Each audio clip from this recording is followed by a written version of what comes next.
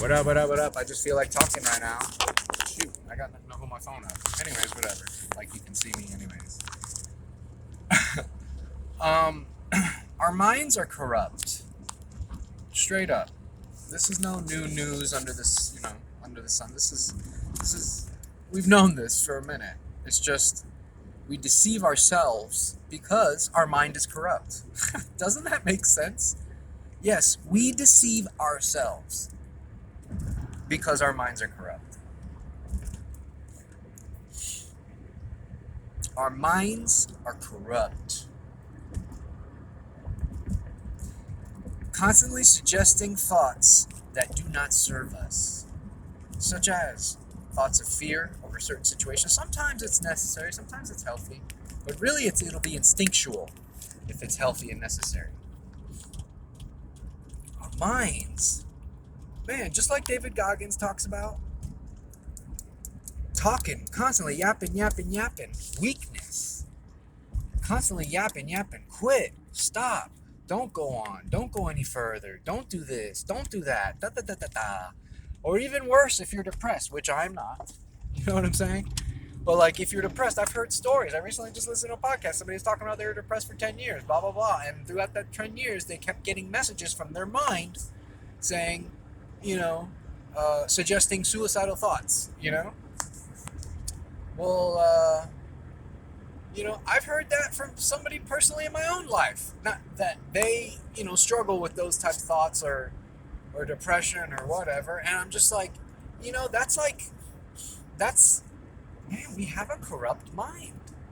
And I used to attribute negative thoughts or fearful thoughts or whatever, like, oh, that's just suggestions from the enemy or the demon, whatever. And that's possible.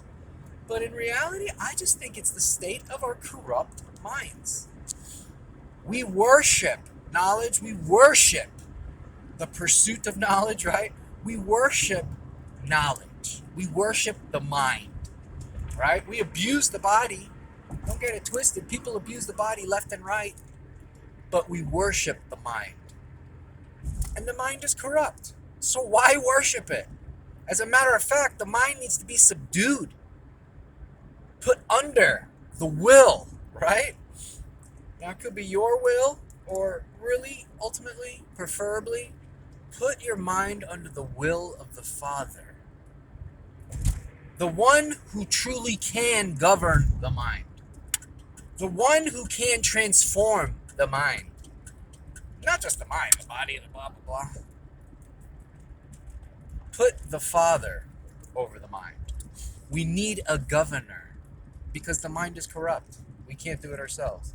If you don't believe me, have you ever done anything illegal? At the time you did something illegal, that illegal thing, no matter how big or small or whatever, guess what? It popped up in your mind.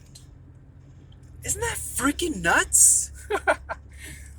My dad was talking about how he was doing his prison ministry, talking to prisoners all the time, whatever. He's like, man, I don't know how I got here. My dad goes, I know. You did the Burger King thing. You did it your way. You thought you were doing the right thing. You thought wrong. The mind is corrupt. Anyways, food for thought. God bless you. God love you. God guides you. Right? May God show himself and reveal himself to you in your life. Take over and transform you. God bless. Be blessed. Yeah.